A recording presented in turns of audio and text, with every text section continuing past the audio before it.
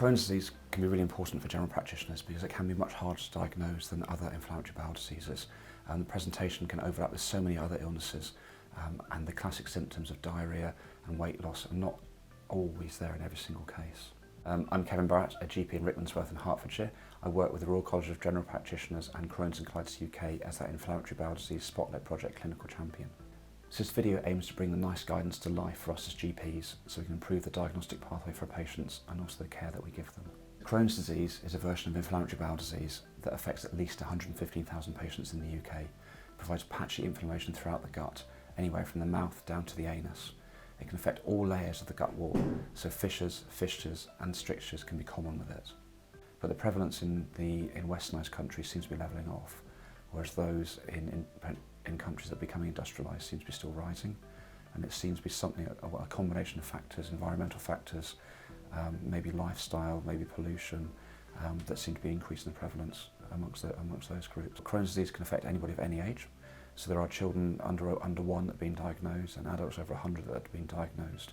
Around about half the patients are diagnosed in their teens, 20s and their 30s. And that's clearly a very difficult time of life for patients because, again, they're starting careers, still in education, starting work, starting families. Crohn's disease, if it affects the small bowel, then it can affect absorption. So lots of nutrients, calcium, vitamin D, iron are absorbed in the small bowel. So malabsorption, vitamin deficiencies, osteoporosis, they can be much more common in Crohn's disease than perhaps in ulcerative colitis. So patients can often present feeling fatigued, and then if they do, one needs to think about checking vitamin D levels as well as iron levels in that group of patients. So the most common sites with Crohn's disease actually is the bowel, the large intestine. The small intestine can be affected as well, and when one does a colonoscopy, it's important to try and get into the terminal ileum to take biopsies from there because that gives an indication if the small bowel is involved or not. If a patient comes to see us and we're lucky, they will present with very classic symptoms of a change in bowel habit, with diarrhoea, maybe some abdominal pain in Crohn's disease, weight loss and fatigue. And those symptoms always set the alarm bells ringing, both for colorectal cancer if they're in that risk group, or for Crohn's disease perhaps if they're a little bit younger. But either way, those patients need to be investigated. If we're unlucky, then those classic symptoms aren't always there. Younger people can be quite difficult to diagnose as well because we know that in children around 44% of them don't present with a change in bowel habit. They may present with failure to thrive, abdominal pain, fatigue, those sorts of symptoms, and those overlap with other conditions, so anorexia, stress, celiac disease, a whole range of other things that can lead us off down a different diagnostic route. The symptoms of Crohn's disease can overlap with those of colorectal cancer, and it's always an important thing to think about as well. NICE NG12 is very clear about the groups we should investigate and refer on the 2-week wait pathways for colorectal cancer as well. However, patients that have got established inflammatory bowel disease, both Crohn's disease and ulcerative colitis, are both at greater risk of colorectal cancer. And it's always important to think about those symptoms in patients who've got established disease, who come to us perhaps with a different set of symptoms to the ones they've had before. They're the ones we think, actually, is there something else going on? Do I need to refer them? Do I need to think about that colorectal cancer risk? Have they had their screening colonoscopy done? Are there any new red flag symptoms present? And if that's the case, then they need to be referred back to see the gastroenterology team. If a patient comes to us and they have the very typical symptoms of diarrhoea, change in bowel habit, weight loss, then it can be much more straightforward to diagnose, to think about inflammatory bowel disease. However, not all patients with Crohn's disease in particular do present with those symptoms. They can present with constipation, with fatigue, weight loss, anemia, abdominal pain, a range of other symptoms that overlap with other conditions as well. And those we need to think about, could this be inflammatory bowel disease? Could it be irritable bowel syndrome? Could it be celiac disease, ovarian cancer, endometriosis, or colorectal cancer? Well, there's no cure for Crohn's disease. So the treatment goals have to be about relieving symptoms, improving the quality of life for patients, and trying to improve mucosal healing as best as one can. But the key is actually to keep the symptoms under control so patients can lead an active and fulfilled life. So the treatments used for Crohn's disease are generally immune suppressants, whether they're anti-TNF factors, disease-modifying drugs, or steroids. The side effects of the medications can be quite toxic, and the aims of treatment should be to minimise those toxic side effects whilst improving the quality of life for patients as best we can. This can be achieved in a number of other ways as well, which we as GPs have a role in.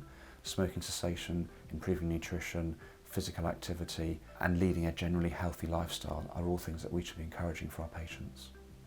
So when you see a patient with lower gastrointestinal symptoms, NICE DG11 provides a very clear-cut pathway for investigation of those.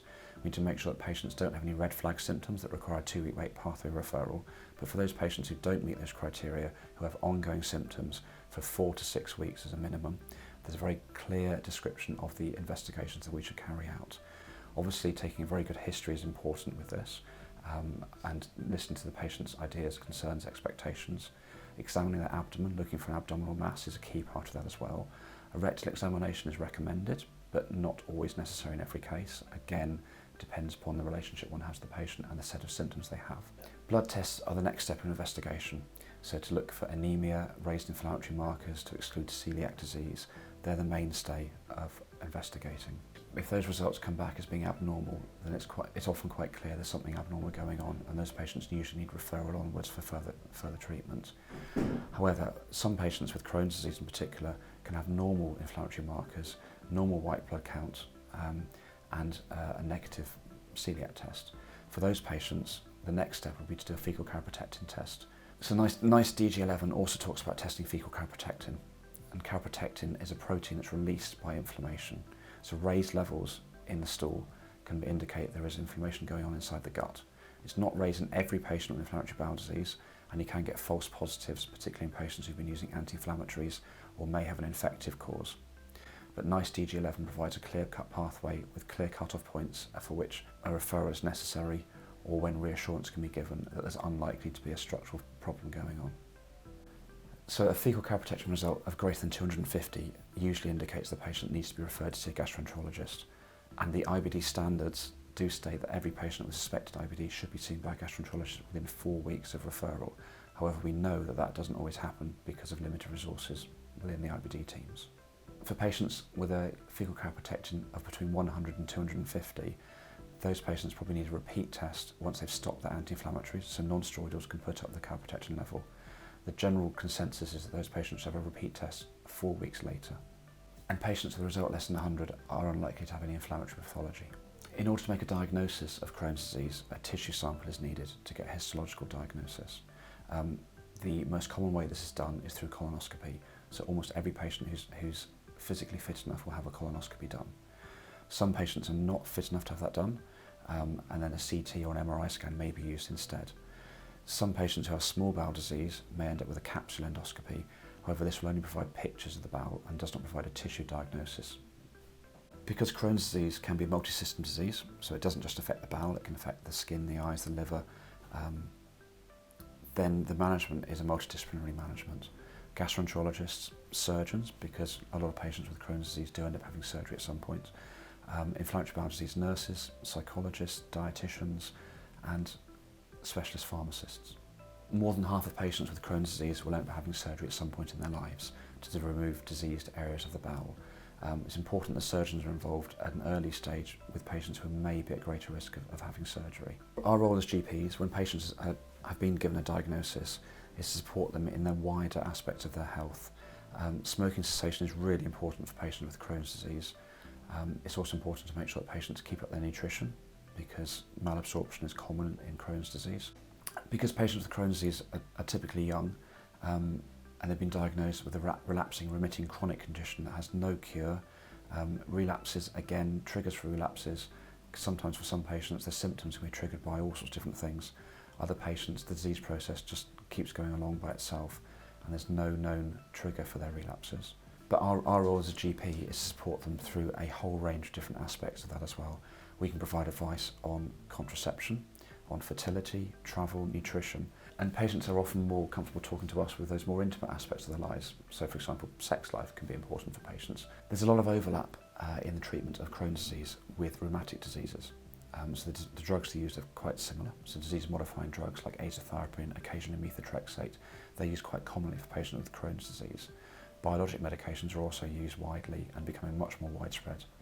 So Crohn's disease is an illness that with periods of relapse and remission, and those periods of relapse are known as flares. If a patient comes to us with symptoms of a flare, it's important to establish that there is an inflammatory process going on as well, and that can be done in a variety of ways.